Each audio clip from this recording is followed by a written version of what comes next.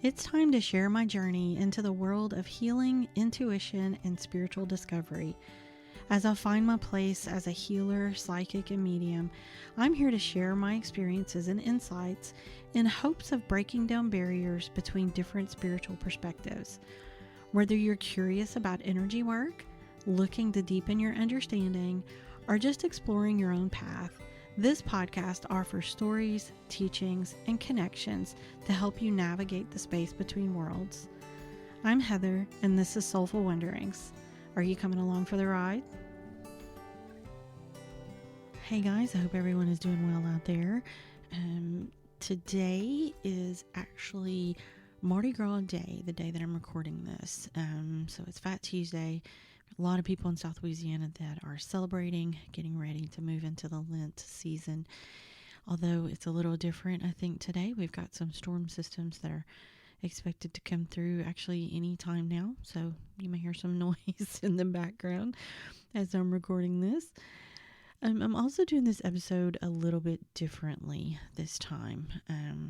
I've been told for a while in meditation and prayer, things like that I need to tell my story.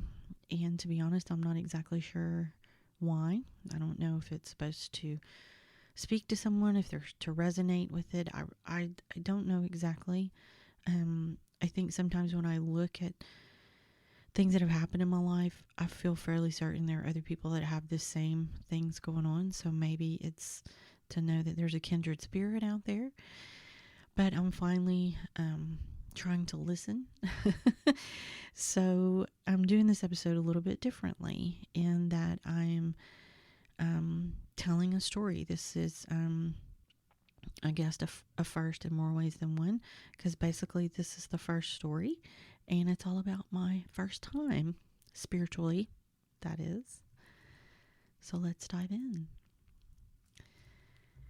I was nervous before the first quote-unquote class.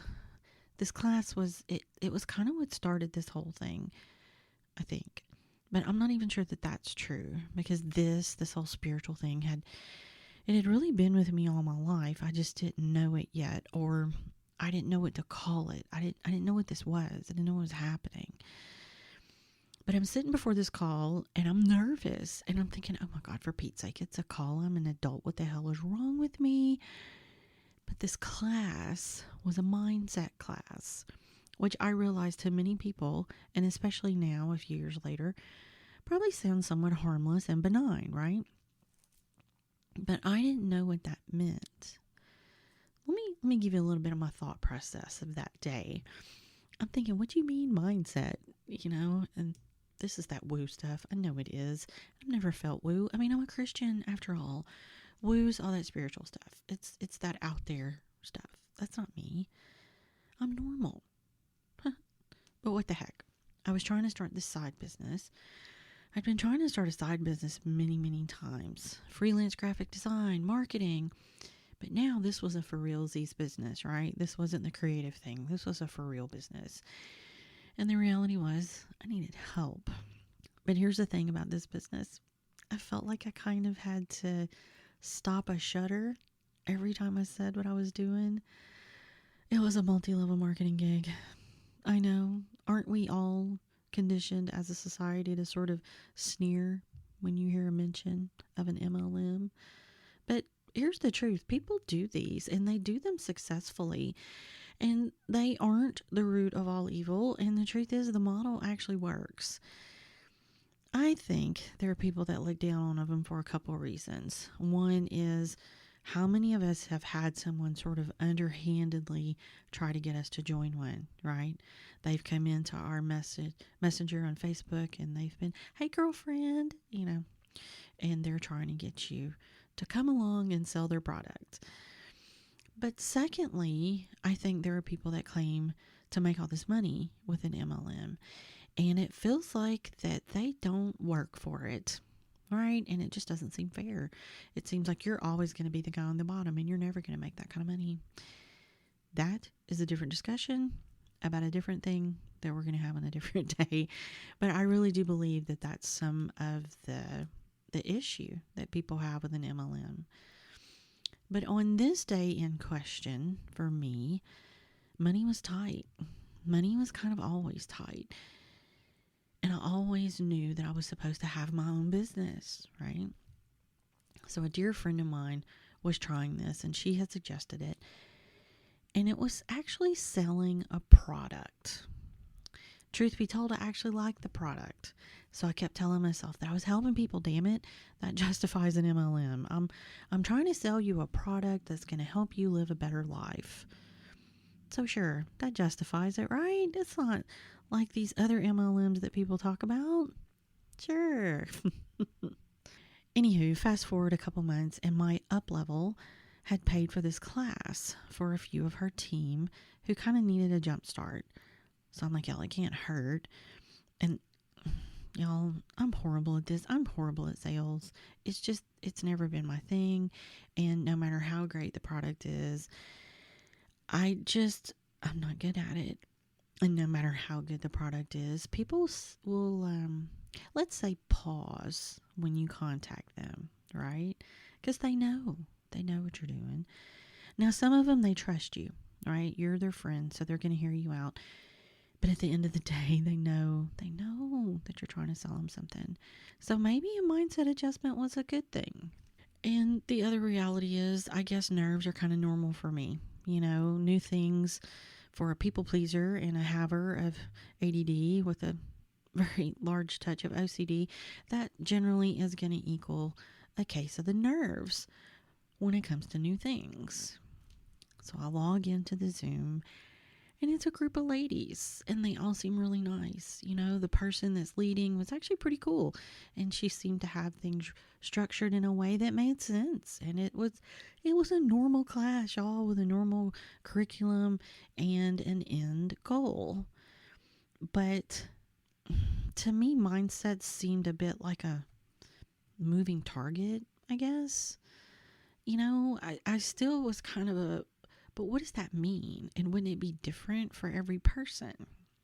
So as we got into it, it was like, oh, why do people call this woo? I mean, it's basically group therapy. You know, you're getting to the bottom of why you react the way you do and what's holding you back in whatever this thing is that you're trying. There were lots of phrases and techniques and such that I didn't really know about. Some of them would come up and not fully be explained, but you figure it out in context, or if it was something I really wanted to know, I would look it up later. Things like neuro-linguistics programming, which, oh gosh, that was a mouthful. That was hard to say. And that's not really woo, but I guess I don't know that I've ever really been to true therapy or anything like that. So some of this was just new to me. But then there was also talk of other things like empaths and how many people are affected by what they do because they're an empath. And eventually talk of things like psychic abilities came around. There would be card pulls, which was absolutely foreign to me. But this is when people were using tarot cards or oracle cards and things like that. And it was all fun and neat, and it really was helpful in learning about yourself and what was going on. But for me, one of the first things I thought was, y'all, they talked about this stuff out loud. They said the words out loud. One of the girls talked about how she was a medium. And she talked about how she had developed that gift for herself. It's fascinating stuff. But they said it out loud. Do you hear what I'm saying? Out loud. In my world, in my life, all my life, something like that would have been whispered. Do y'all remember that? I don't know if y'all are old enough for this, people listening. The time back when I was younger, when people would whisper things that were bad. It could be bad for a variety of reasons. In fact, they would say he had cancer. And they would whisper that word, cancer. Or he had had an affair. And they would whisper the word affair. It's like if they said it out loud, it would make it worse. Or maybe they would catch whatever it was. And the reality is, this is how these woo things had been all my life. I'm not even sure people use the proper terms. They would say, there's people that talk to the dead, and that's demonic. But that's how it was in my world. Either the people I was around just didn't know these things, or they didn't talk about them out loud. Or if they did, they whispered. But for me, all of this, oh my God, it was so fascinating. And I was just immediately drawn to it. I never understood this stuff. But if I saw one of those shows that was on TV that had a medium in it, I would watch it every time. Movies and TV where you saw these people that were always portrayed as kind of out there and floaty, and they wore different clothes, and they used different words, and they acted differently. That's how they were in movies and TV, right? But I was always, every time I saw something like that, I was drawn to it. If it was a movie about a witch, I would watch it. If it was a movie about supernatural, I would watch it. And the truth is, it was like I couldn't take my eyes off of it. I wanted so desperately to understand it. How did they do that? Would they be proven wrong? Would they be proven a fraud? Like all the people in the church would say, see, they planted somebody in the audience. That's not really real. But I watched it. It was almost like I couldn't stop myself. I had to know. I had to watch. I was fascinated by these people. Do you remember for me, it was like the first time you snuck and watched a rated R movie as a kid. There was that little bit of thrill that you might get caught, that you were doing something wrong, that you could, at least get in a little bit of trouble for, but you were sneaking around to do it. I feel like that's how I watched this stuff. What was that guy's name that was on all the time? I think it was John Edward.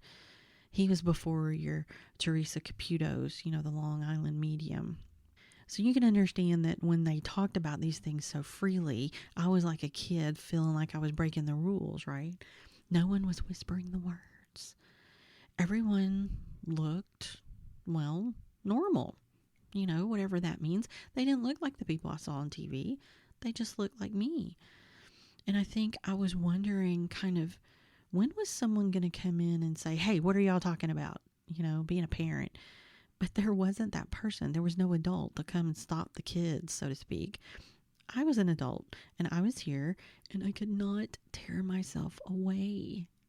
So as all this progressed, I was in it. I wanted to learn everything I could. I was absorbing it like a little sponge. And the truth is, some of the things that we were sharing were actually quite intimate and vulnerable. And so we were all starting to share a bond, and we were starting to form friendships. We did things like friend each other on social medias and things like that. So I was ready, and I wanted to learn everything I could learn. And if I had to pinpoint a day where I say that my spiritual journey started, I think maybe this might be it. At least it's the big one that I can recall, that I can sort of put a pin in it. So that's the story about my first time. I hope you guys enjoyed it, and I hope you'll stay with me. And in the next episode, we're going to talk about the things that I learned and kind of what all that meant in me moving forward, and not only my journey, but in my life. Thanks so much for joining us today. We hope you enjoyed today's episode and that it has helped you move forward in your journey in some way. Make sure and like and rate and subscribe and, do all those things for our podcast, because it really helps us out. Links and other important things you need to know will be in the show notes. And if you have ideas of topics you'd like to hear about or questions you want us to answer, you can drop those on the Soulful Wanderings page on either Facebook or Instagram, or you can drop us an email. Again, check the show notes for all that. If you're interested in theta healing or reading or just more spiritual topics, head over to our website, soulfulwanderings.com. In the meantime, take care of yourself and each other. Until next time.